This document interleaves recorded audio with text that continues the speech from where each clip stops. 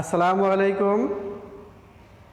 সুপ্রিয় শিক্ষার্থী, সম্মানিত অভিভাবকবৃন্দ, আমার শ্রদ্ধাভাজন শিক্ষক শিক্ষিকা মণ্ডলী, সকলকে কুষ্ণা মাধ্যমিক বিদ্যালয় অনলাইন ক্লাসের পক্ষ থেকে শুভেচ্ছা ও অভিনন্দন জানাচ্ছি। আমি মোহাম্মদ রেজাউল করিম, সহকারী শিক্ষক গণিত, কুষ্ণা মাধ্যমিক বিদ্যালয় কোটচাঁদপুর, ঝিনাইদহ। আজকের এই লাইভ ক্লাস যে যেখান থেকে দেখছেন সকলকে স্বাগত জানাচ্ছি।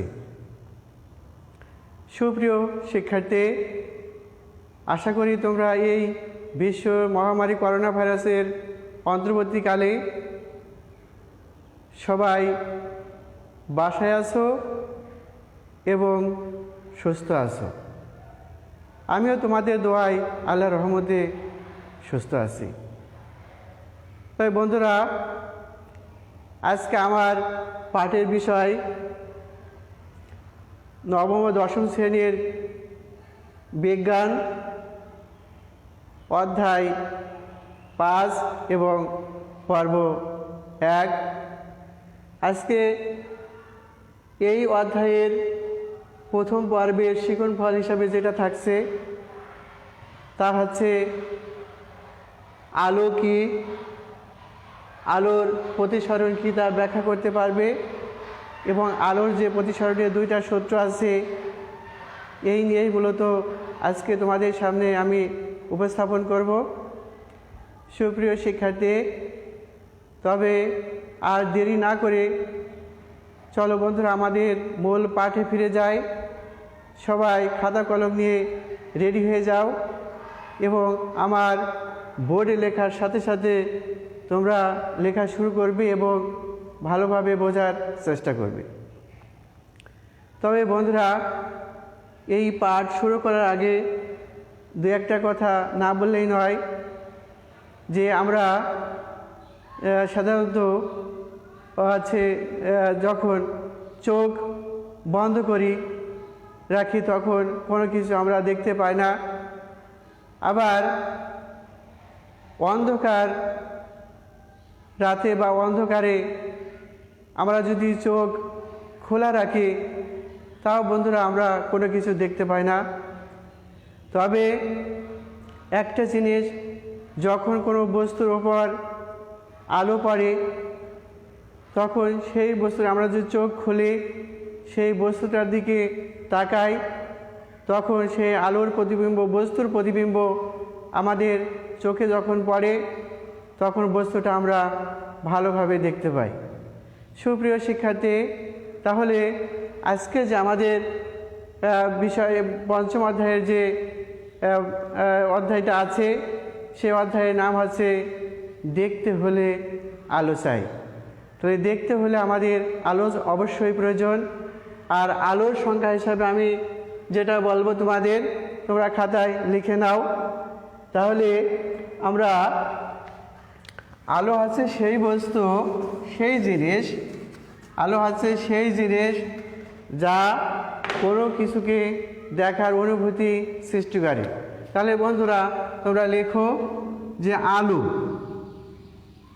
খাতায় লিখে নাও আলো যা, লেখো যা আমাদের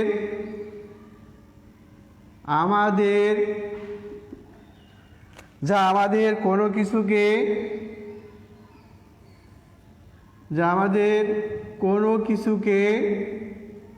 লেখো কোনো কিছুকে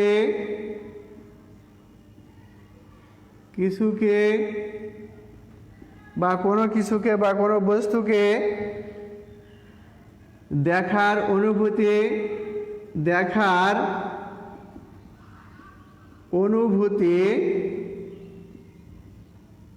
অনুভূতি লেখো অনুভূতি সৃষ্টি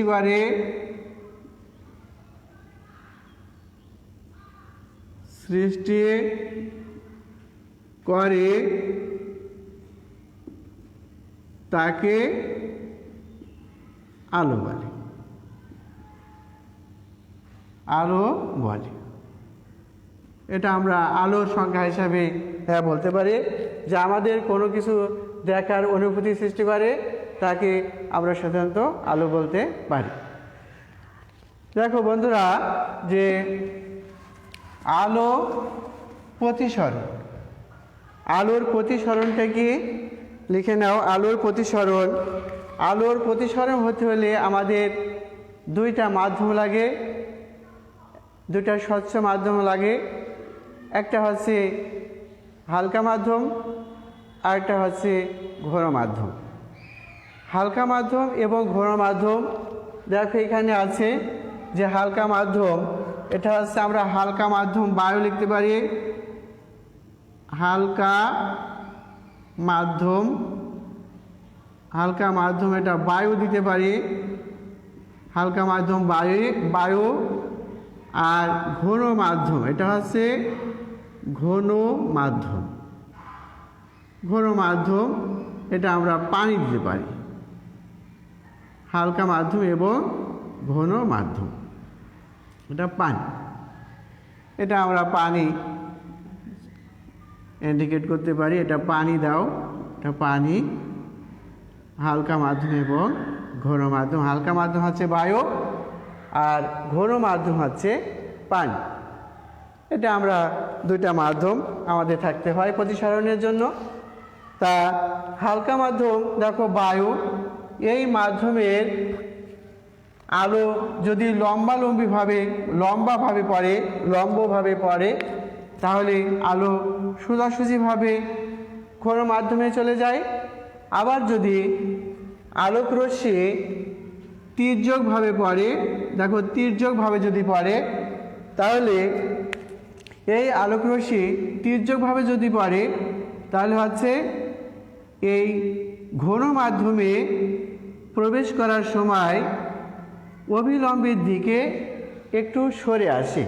দেখো বন্ধুরা, যে এ থেকে ও বিন্দুতে যখন গেছে, এই ঘন মাধ্যমে যখন গেছে, কিন্তু সেখানে বি বিন্দুতে যাওয়ার কথা ছিল, সেই বি বিন্দুতে না গিয়ে দেখো বন্ধুরা সি বিন্দুতে এসেছে।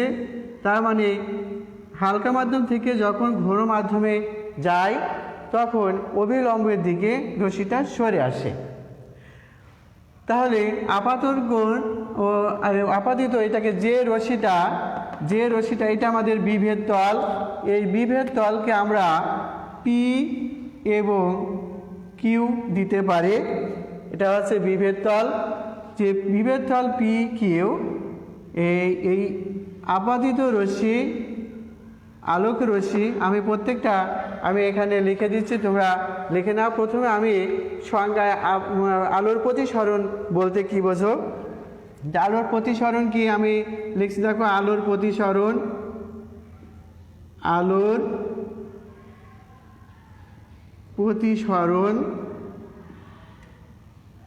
প্রতিসরণ লিখে নাও। আলো যখন এক স্বচ্ছ মাধ্যম থেকে, লেখো আলো যখন এক স্বচ্ছ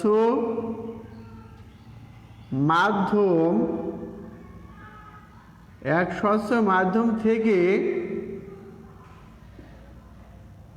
অন্য এক স্বচ্ছ মাধ্যমে, লেখো অন্য এক স্বচ্ছ মাধ্যমে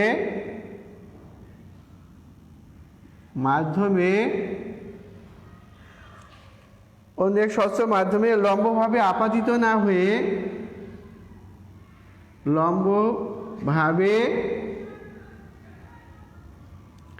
আপাতিত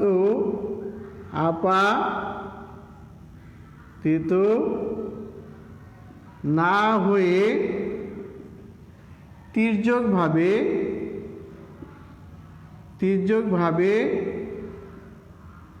আপাতিত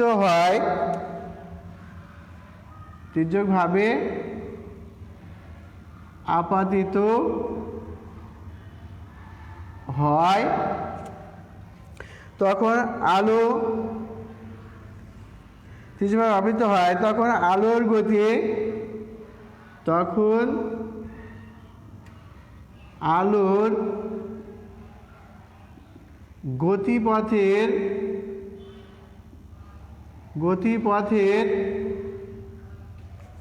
পরিবর্তন হয়, দিক পরিবর্তন হয়। তো দিক পরিবর্তন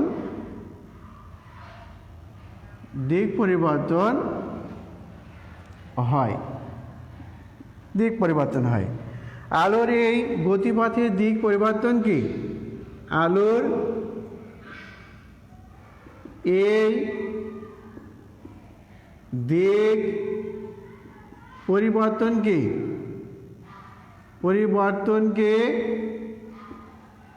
আলোর প্রতিসরণ বলে। আলোর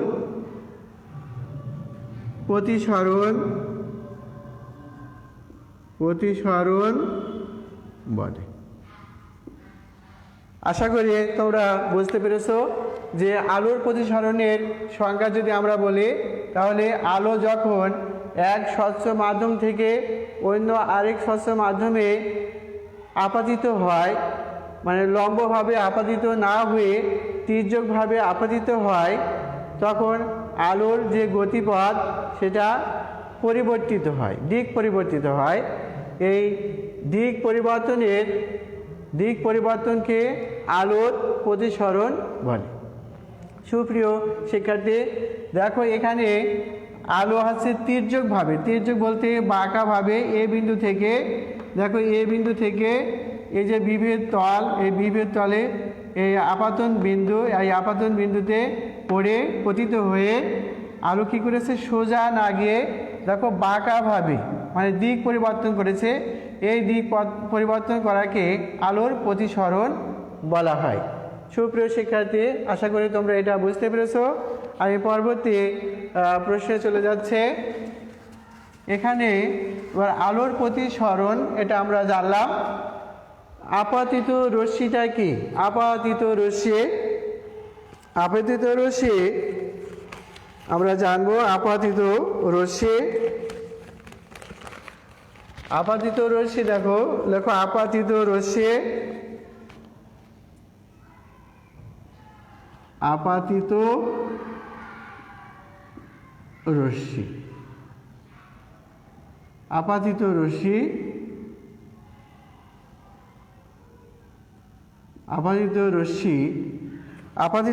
তির্যকভাবে কোন রশ্মি, লেখো তির্যকভাবে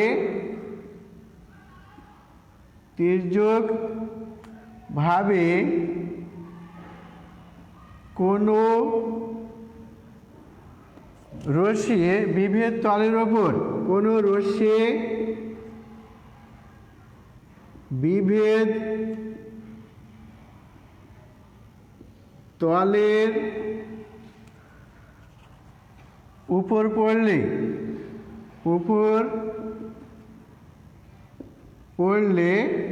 বিভেদ তলের উপর পড়লে ওই রশ্মিটিকে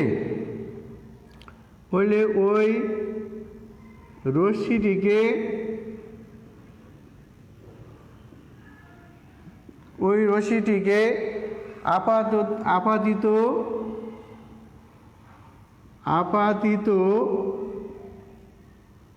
রশ্মি বলে। দেখো বন্ধুরা, যে এখানে হচ্ছে যে এই এ বিন্দু থেকে যে একটা রশ্মি, এটা হচ্ছে বিভেদ তলের উপর পড়লে এই যে রশ্মিটা, এই রশ্মিটিকে আমরা যে রশ্মিটা, এই রশ্মিটিকে আমরা আপাতিত রশ্মি বলবো। যেমন চিত্রে লিখে দিই, যেমন চিত্রে ও এ একটি আপাতিত রশ্মি,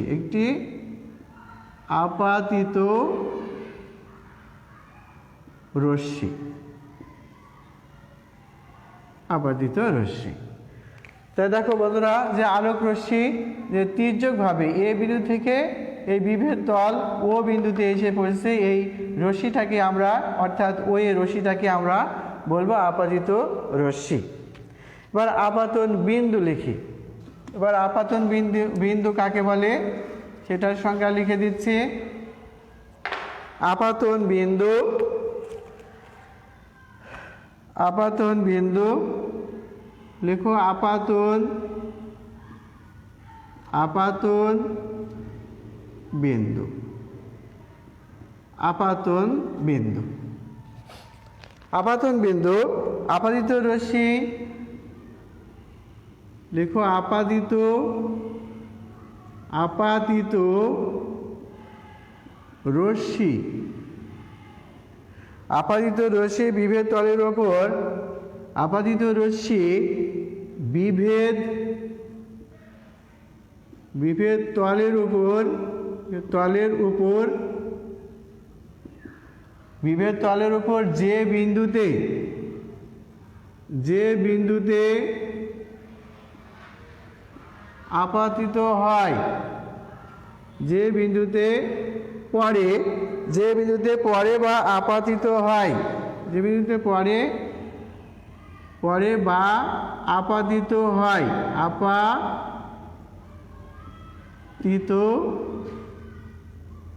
হয়, তাকে, তাকে আপাতন, আপাতন বিন্দু বলে। দেখো বন্ধুরা, যে এখানে এই যে এ ও রশ্মিটা অর্থাৎ আপাতিত রশ্মি, আপাতিত রশ্মিটা ও এ যে রশ্মিটা ও বিন্দুতে কিন্তু পতিত হয়েছে, ও বিন্দু বিভেদ তলের উপর, পি কিউ হচ্ছে বিভেদ তল, এই বিভেদ তলের উপর ও বিন্দুতে পড়েছে বা আপাতিত হয়েছে, এই জন্য ও বিন্দুটাকে আমরা আপাতন বিন্দু বলতে পারি। তাহলে এখানে দেখো যেমন লিখি, যেমন, যেমন চিত্রে, চিত্রে ও বিন্দুটি, ও বিন্দুটি আপাতন, আপাতন বিন্দু, ও বিন্দুটি আপাতন বিন্দু। তাহলে আপাতিত রশ্মি হলো, এবার হচ্ছে আপাতন বিন্দু গেল, এবার আপাতন বিন্দু হলো, এবার হচ্ছে আপাতিত রশ্মি আপাতন বিন্দু। এবার দেখো বিভেদ তল অবিলম্ব, আমরা আপাতন কোণ, এবার দেখো আপাতন কোণ, আপাতিত, আপাতিত রশ্মি আপাতন, ও হচ্ছে আপাতন বিন্দু, মানে আপাতন কোণ, দেখো আপাতন কোণ কাকে বলে, আমি সংখ্যাটা লিখে দিচ্ছি। দেখো আপাতন কোণ, আপাতন কোণ, আপাতন কোণ, আপাতন কোণ আপাতিত রশ্মি এই অভিলম্ব এন, এন প্রাইম, এটা হচ্ছে অভিলম্ব, অভিলম্ব, এটা হচ্ছে অভিলম্ব। আপাতিত রশ্মি, এই আপাতিত রশ্মি, লেখো আপাতিত রশ্মি, আপাতিত রশ্মি অভিলম্বের সাথে, লেখো অভিলম্বের, অভিলম্বের সাথে যে কোণ উৎপন্ন করে, যে কোণ উৎপন্ন করে, যে কোণ উৎপন্ন করে তাকে আপাতন কোণ, আপাতন কোণ বলে। আবারও বলছি, দেখো বন্ধুরা, যে আপাতিত রশ্মি, এই যে আপাতিত রশ্মি অবিলম্ব হচ্ছে এখানে ও এন, এই ও এনের সাথে যে কোণ উৎপন্ন করবে সেই কোণকে আমরা বলবো, যে কোণ উৎপন্ন করে তাকে আপাতন কোণ বলে। আশা করি এটা বুঝতে পেরেছো। আপাতন কোণকে আপাতন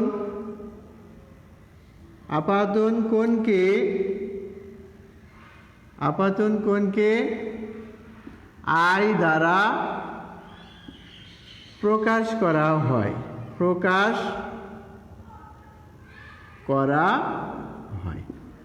আপাতন কোণকে আমরা আই দ্বারা, ছোট হাতের আই দ্বারা করতে পারি বা প্রকাশ করা হয়। যেমন এখানে এন ও এ কোণ বা এ ও এন কোণ সমান আই একটি আপাতন কোণ।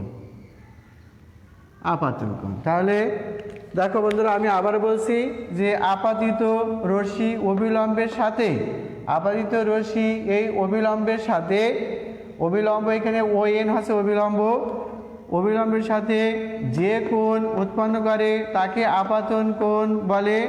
আপাতন কোণকে আই, ছোট হাতের আই দ্বারা প্রকাশ করা হয়। যেমন এখানে এ ও এন সমান আই একটি আপাতন কোণ। আশা করি এটা বুঝতে পেরেছো। আমি পরবর্তী প্রশ্নে চলে যাচ্ছে। আপাতন কোণ এবার হচ্ছে প্রতিসরিত রশ্মি লিখে প্রতিসরিত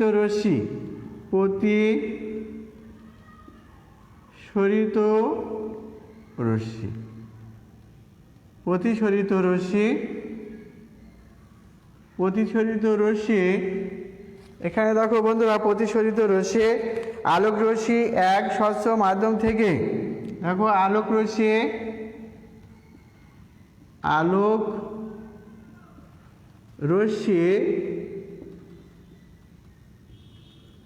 এক স্বচ্ছ মাধ্যম থেকে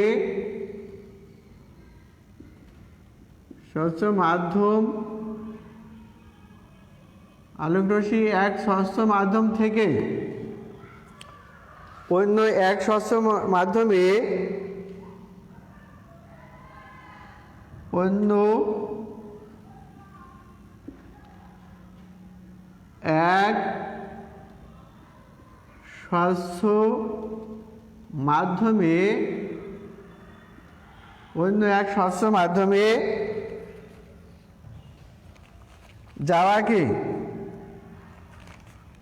স্বচ্ছ মাধ্যমে যাওয়াকে প্রতিসরিত রশ্মি বলে। প্রতিসরিত রশ্মি বলে।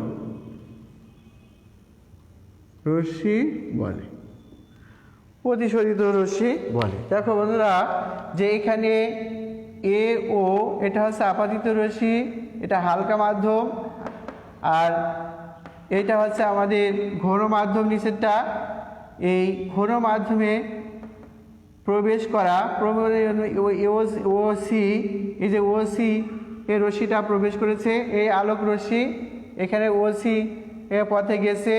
এই ওসি হচ্ছে আমাদের এখানে প্রতিসরিত রশ্মি, মানে এক মাধ্যম থেকে আরেকটা মাধ্যমে, অর্থাৎ এখানে হালকা মাধ্যম থেকে ঘন মাধ্যমে এই রশ্মিটা প্রবেশ করেছে। ওসি রশ্মিটাই আমাদের প্রতিসরিত রশ্মি। তাই বলছে যে আলোক রশ্মি এক স্বচ্ছ মাধ্যম থেকে অন্য এক স্বচ্ছ মাধ্যমে যাওয়াকে প্রতিসরিত রশ্মি বলে।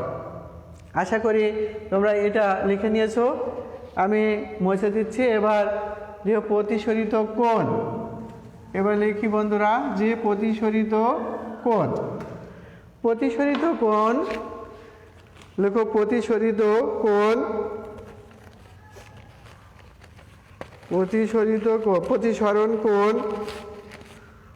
প্রতিসরণ কোণ লেখো।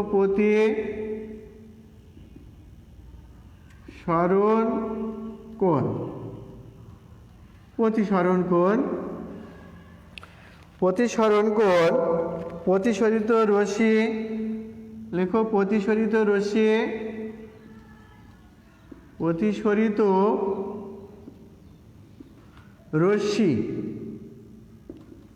প্রতিসরিত রশ্মি, এই যে ওসি হচ্ছে প্রতিসরিত রশ্মি, আর ও এন প্রাইম এটা হচ্ছে অভিলম্ব। তা প্রতিসরিত রশ্মি অভিলম্বের সাথে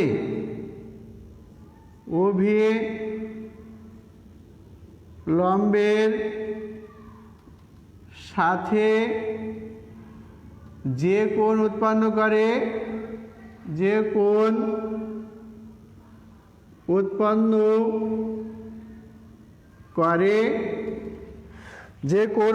করে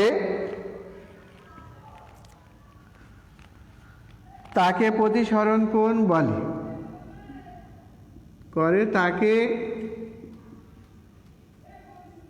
প্রতিসরণ কোণ বলে।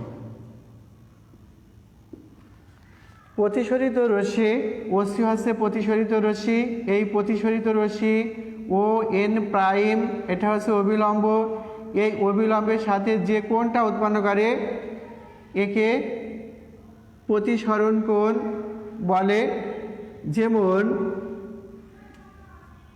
যেমন চিত্রে CON প্রাইম কোণ একটি প্রতিসরণ কোণ,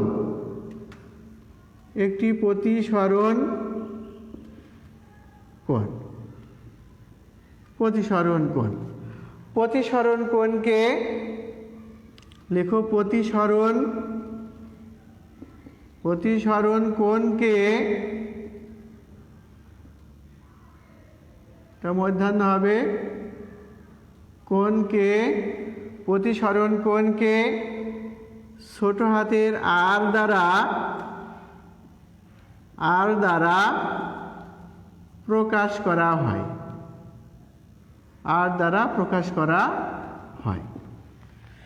দেখো বন্ধুরা, আমি আবারও বলছি যে প্রতিসরিত রশ্মি এখানে ও সি এটা প্রতিসরিত রশ্মি, অভিলম্বের সাথে, অভিলম্ব হচ্ছে ও এন প্রাইম, এই অভিলম্বের সাথে যে কোণ উৎপন্ন করে তাকে প্রতিসরণ কোণ বলে।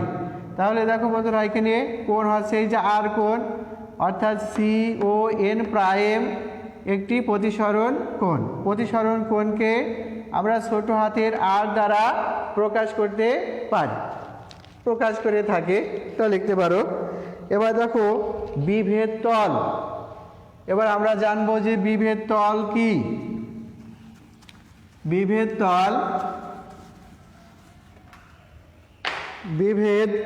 তল লিখো, বিভেদ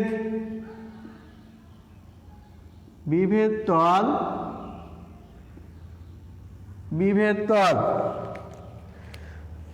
হালকা মাধ্যম ও ঘন মাধ্যমের, লেখো হালকা মাধ্যম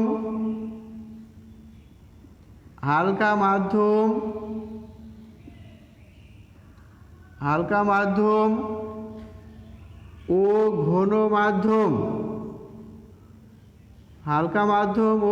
মাধ্যম, এর মাঝে, লেখো এর মাঝে, হালকা মাধ্যম ও ঘন মাধ্যম এর মাঝে যে তল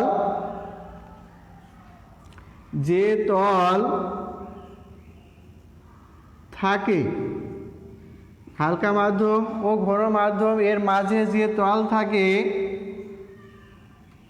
তাকে বিভেদ তল বলে।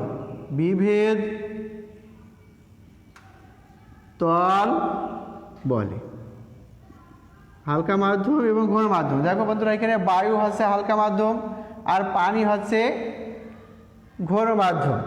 এই হালকা মাধ্যম এবং ঘন মাধ্যম এর মাঝে যে PQ, এই PQ দুইটা মাধ্যমকে আলাদা করেছে। এই PQটা হচ্ছে বিভেদ তল, আলোক রশ্মি হালকা মাধ্যম থেকে এই বিভেদ তল এটা ভেদ করে ঘন মাধ্যমে প্রবেশ করে। তাহলে দেখো বন্ধুরা, যে আমি লিখেছি হালকা মাধ্যম ও ঘন মাধ্যম এর মাঝে যে তল থাকে তাকে বিভেদ তল বলে। যেমন চিত্রে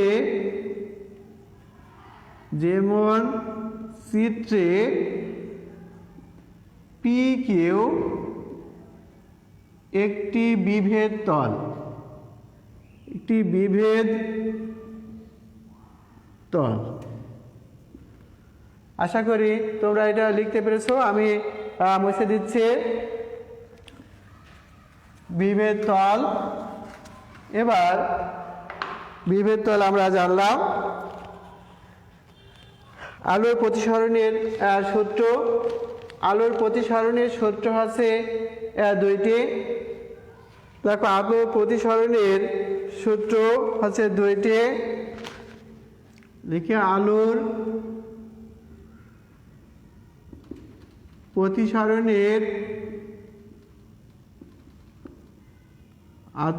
প্রতিসরণের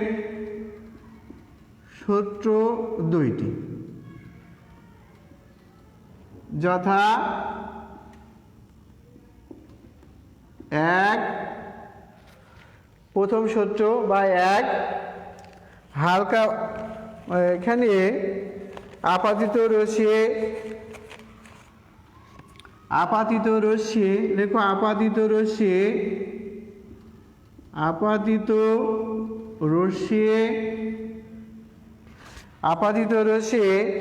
আপাতন বিন্দুতে,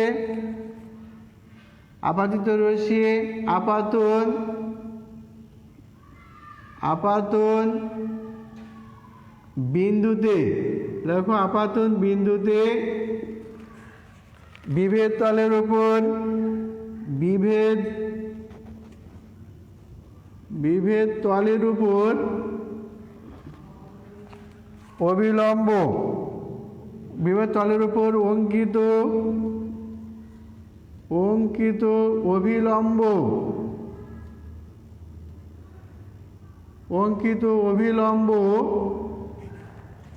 এবং প্রতিসরিত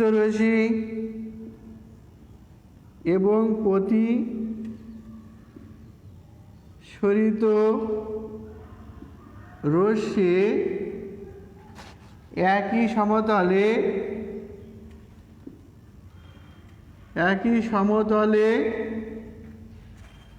থাকে,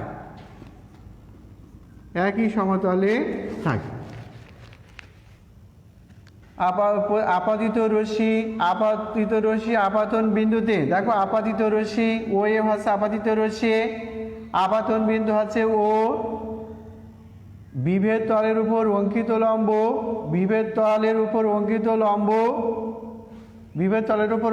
লম্ব, এবং প্রতিসরিত রশ্মি একই সমতলে অবস্থান করে। চিত্র দেখেই বন্ধুরা তোমরা এটা বুঝতে পারছো। এবার সূত্র আছে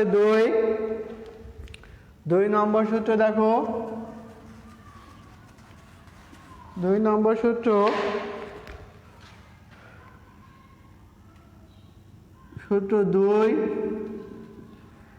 দুই নম্বর সূত্র হচ্ছে এক জোড়া নির্দিষ্ট মাধ্যম। লেখো এক জোড়া নির্দিষ্ট মাধ্যম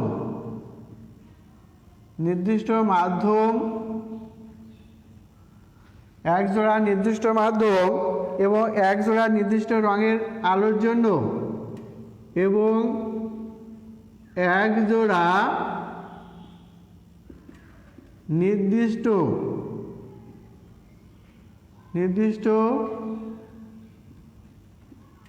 রঙের আলোর জন্য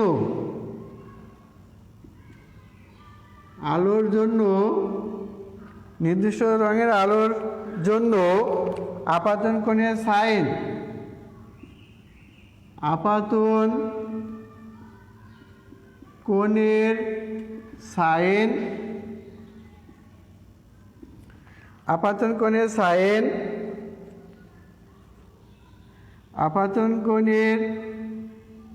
সাইনের মান ও প্রতিসরণ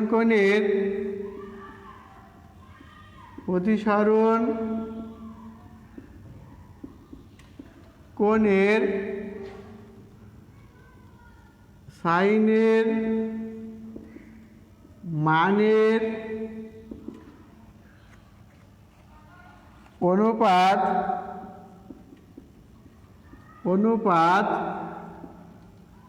সর্বদা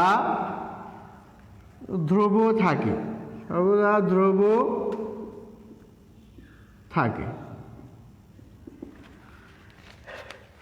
এক জোড়া নির্দিষ্ট মাধ্যম এবং এক জোড়া নির্দিষ্ট রঙের আলোর জন্য আপাতন কোণের সাইনের মান ও প্রতিসরণ কোণের সাইনের মানের অনুপাত সর্বদা ধ্রুব থাকে। আমরা যদি অর্থাৎ লিখতে পারি, অর্থাৎ সাইন আই বাই সাইন আর সমান ধ্রুব বা এন লিখতে পারি। এখানে হচ্ছে এন হচ্ছে প্রতিসরাঙ্ক। এটা হচ্ছে এই সূত্রটি স্নেল আবিষ্কার করেছেন বিধায় তার নাম অনুসারে স্নেলের সূত্র বলা হয়। সুপ্রিয় শিক্ষার্থী, তবে আজকে যে বিষয়টি আলোচনা করলাম এই অধ্যায়ের এইটা প্রায় পরীক্ষায় তোমাদের আসে, খুবই ইম্পর্টেন্ট। এই জন্য এইটা নিয়েই আমি মূলত আজকে এই পাঠ আলোচনা করলাম। তবে একটা বিষয় বন্ধুরা, যে আমাদের এখানে দেখো প্রত্যেকটা জিনিস কিন্তু এখানে মুখস্থার বিষয় না, এটা তোমাদের খুব সুন্দর করে কিন্তু এটা বোঝার বিষয়। এই জন্য আমি চিত্রটা এঁকেছি এবং চিত্রের পাশে প্রত্যেকটির সংজ্ঞা আমি লিখে দিয়েছি, যাতে তোমরা খুব সহজে এই চিত্র দেখে এবং সংজ্ঞার সাথে মিল করে তোমরা এটা ভালোভাবে বুঝতে পারো। যেহেতু খুবই ইম্পর্টেন্ট একটা প্রশ্ন তোমাদের পরীক্ষায় আসে, অষ্টম শ্রেণীতেও এই বিষয়টা আসে, প্রশ্নটা আসে, এবং নবম ও দশম শ্রেণীর বিজ্ঞান বইয়ে তোমাদের এটা আছে বিধায় এটা প্রায় ইম্পর্টেন্ট একটা প্রশ্ন বিধায় পরীক্ষায় প্রায় এই প্রশ্নটা দেখা যায়। তা তোমরা ভালোভাবে এটা আয়ত্ত করার চেষ্টা করবে। আরেকটা জিনিস বন্ধুরা, যে আমরা প্রায় আমাদের দৈনন্দিন জীবনে অনেক ধরনের প্রতিসরাঙ্ক আমরা দেখতে পাই। আমরা যদি দেখতে পাই, যেমন আমরা যদি একটা কাঁচের গ্লাসে যদি পানি নিই এবং পানি দেওয়ার আগে যদি একটা কয়েন যদি পানি দেওয়ার আগে যদি আমরা কয়েনটা দেখার চেষ্টা করি, তাহলে খুব সামান্য পরিমাণে আমরা ওই কয়েনটা দেখতে পাই।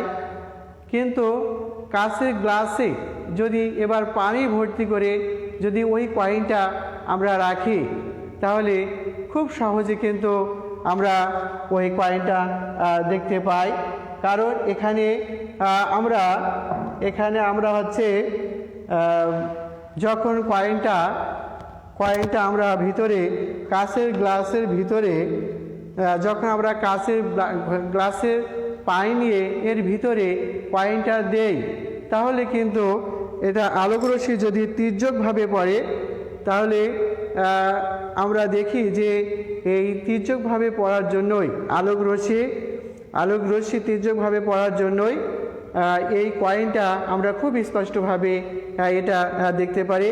কিন্তু গ্লাসে যখন একটা মাধ্যম থাকে, অর্থাৎ গ্লাসে যখন পানি থাকবে না, শুধু বায়ু থাকবে, তখন যদি আমরা কয়েনটা দেখার চেষ্টা করি, তখন কিন্তু আমরা ওই কয়েনটা দেখতে পাই না। মূলত এটা আলোর প্রতিসরণের জন্য এটা হয়ে থাকে। এবার আমরা কি করব, এবার কয়েনটা গ্লাসে পানি নেব, একটা স্বচ্ছ কাঁচের গ্লাস, এই গ্লাসে পানি নেব এবং পানি নিয়ে এবার কয়েনটা ভিতরে ঢুকাই দিয়ে পানি নিয়ে আমরা এবার দেখার চেষ্টা করব এই আলোক রশ্মি এখানে প্রতিসরণ আলোর প্রতিসরণ হয় বিধায়, অর্থাৎ হালকা মাধ্যম থেকে এই ঘন মাধ্যমে যখন আলোর রশ্মি প্রবেশ করে তখন হচ্ছে কি ওটা অবিলম্বের দিকে সরে আসে, যার জন্য আমরা ওই কয়েনটা স্পষ্টভাবে সুন্দরভাবে ওই কয়েনটা আমরা দেখতে পাই। এবার বন্ধুরা আমরা যদি আমরা এই কয়েনটা দিয়ে তোমরা বাসায় চেষ্টা করে দেখবে, যে এই পরীক্ষাটা করে দেখবে। আবার যদি বন্ধুরা আমরা যদি এই কাঁচের গ্লাসে পানি নিয়ে ঠিক অনুরূপভাবে একটা পেন্সিলকে যদি আমরা এর ভিতরে ঢুকাই দিই, তাহলে দেখো বন্ধুরা যে এখানে কিন্তু এই পেন্সিলটা ভাঙা বলে মনে হচ্ছে। দেখো বন্ধুরা এই পেন্সিলটা কিন্তু এখান থেকে ভাঙা বলে মনে হচ্ছে, এবং পেন্সিলের উপরের যে অংশটা আছে এই পেন্সিলের উপরের অংশটা দেখবে চিকন, এবং ভিতরের অংশটা পানির ভিতরের মানে ঘন মাধ্যমে যে যতটুকু আছে এই ঘন মাধ্যমে দেখবে বন্ধুরা যে এখানে পেন্সিলটা উপরের তুলনায় বায়ু মাধ্যম থেকে ভিতরের যে ঘন মাধ্যম পানি আছে এই ভিতরের যে অংশটা এটা মোটা দেখবে, খানিকটা মোটা দেখা যাবে এবং ভাঙা বলে মনে হচ্ছে। দেখো বন্ধুরা আমি দেখাচ্ছি, তোমরা বাসায় এটা পরীক্ষা করে দেখবে। এটা মূলত আলোর প্রতিসরণের জন্য এটা হয়ে থাকে। তোমরা বাসায় এই পরীক্ষাটা করে দেখবে। বিজ্ঞান হচ্ছে বাস্তব জিনিস, এই বাস্তব তুমি পরীক্ষা করে সব কিছু বুঝবে, কিন্তু মুখস্থার বিষয় না, এখানে বোঝার বিষয়। দেখো বন্ধুরা আমি তোমাদের দেখাচ্ছি যে এই গ্লাসে প্রথমে বায়ু শূন্য ছিল, তখন একরকম ছিল, এবং গ্লাসে পানি নিয়েছি, স্বচ্ছ কাঁচের গ্লাস হতে হবে। এ পানি নিয়েছি, দেখো পানি নেওয়ার ফলে উপরের অংশটা আছে বায়ু এবং নিচের অংশটা আছে ঘন মাধ্যম, উপরে হালকা মাধ্যম, এবং একটা পেন্সিল বা যে কোনো কাঠি দিতে পারো, লাঠি বা এর ভিতরে দিতে পারো, টুকরা অংশ দিতে পারো। দেখবে যে এখান থেকে ভাঙা মনে হচ্ছে, এখান থেকে আসলে ভাঙা মনে হচ্ছে, কিন্তু দেখো বন্ধুরা এটা কিন্তু ভাঙা না, এটা কিন্তু আস্ত একটা পেন্সিল। কিন্তু এর ভিতরে যখন দিব সমান পেন্সিল, দেখো বন্ধুরা এটা কি সমান, সব জায়গায় এর প্রস্থ সমানভাবে মোটা, কিন্তু যখন আমি এর ভিতরে দিব তখন দেখো বন্ধুরা যে এর নিচের অংশটা কিন্তু মোটা মনে হচ্ছে, উপরের অংশটা চিকন, এবং এখান থেকে ভাঙা মনে হচ্ছে। এটা মূলত আলোর প্রতিসরণের জন্য হয়ে থাকে। আলো যখন এর ভিতরে প্রবেশ করে তখন হালকা মাধ্যম থেকে ঘন মাধ্যমে যখন প্রবেশ করে তখন হচ্ছে ওই অবিলম্বের দিকে একটু সরে আসে, এবং এটা স্পষ্ট সুন্দর এবং বড় আকারে এটা দেখা গেছে, এবং এখান থেকে ভাঙা মনে হচ্ছে। তার মানে নিচের অংশটা উপরে মানে স্পষ্টভাবে দেখার জন্য মূলত এটা হয়ে থাকে। সুপ্রিয় শিক্ষার্থী, আশা করি তোমরা এটা প্রতিসরণ এর মাধ্যমে এটা হয়, এটা মূলত ভালোভাবে বুঝতে পেরেছো। প্রতিসরণের এই পার্টটাই মূলত আমার আজকে পার্ট ছিল। এটা দেখতে হলে আলো চাই, দেখার জন্য আলো দরকার। তাহলে দেখো বন্ধুরা আজকের বিষয়ে দেখো প্রথমে আমি তোমাদের আলো কি এই বিষয়টা নিয়ে আলোচনা করেছিলাম। তারপরে আলোর আপাতিত রশ্মি কি, আপাতিত রশ্মি হচ্ছে কাকে আপাতিত রশ্মি বলা হয়, আপাতন বিন্দু কি এটা নিয়ে আলোচনা করেছিলাম। প্রতিসরিত রশ্মি কি বলছি এটা নিয়ে আলোচনা করেছিলাম। প্রতিসরণ কোণ নিয়ে আলোচনা করেছিলাম। দুইটা তল, একটা হালকা মাধ্যম, একটা হচ্ছে ঘন মাধ্যম, অর্থাৎ বায়ু হালকা, পানি হচ্ছে ঘন মাধ্যম, এটা নিয়ে আলোচনা করেছি। আপাতন বিন্দু নিয়ে আলোচনা করেছি। আলো যখন তির্যকভাবে পড়ে তখন সেই প্রতিসরিত রশ্মিটা অবিলম্বের দিকে দূরে সরে আসে, সেটা বোঝাইছি। অবিলম্ব আলোক যখন স্বচ্ছ মাধ্যমে আলো যখন সোজা পথে চলে তখন সোজাভাবেই কিন্তু এটা প্রবেশ করবে, এটা বোঝানো হয়েছে। তারপরে অবিলম্ব বোঝানো হয়েছে। এই মূলত আজকের পাঠ বিভেদ তলটা বোঝানো হয়েছে। তারপরে আলোর যে প্রতিসরণের যে দুইটা সূত্র, এই সূত্র সম্পর্কে তোমাদের লিখে দিয়েছি এবং এর সাথে মিল করে বোঝানো হয়েছে। মূলত এটা ভালোভাবে তোমরা বুঝতে পেরেছো। তোমরা এটা অনেক সুন্দর করে বাসায় অনেক সুন্দর করে প্র্যাকটিস করবে, কারণ এই প্রশ্নটা প্রায় পরীক্ষায় দেখা যায়।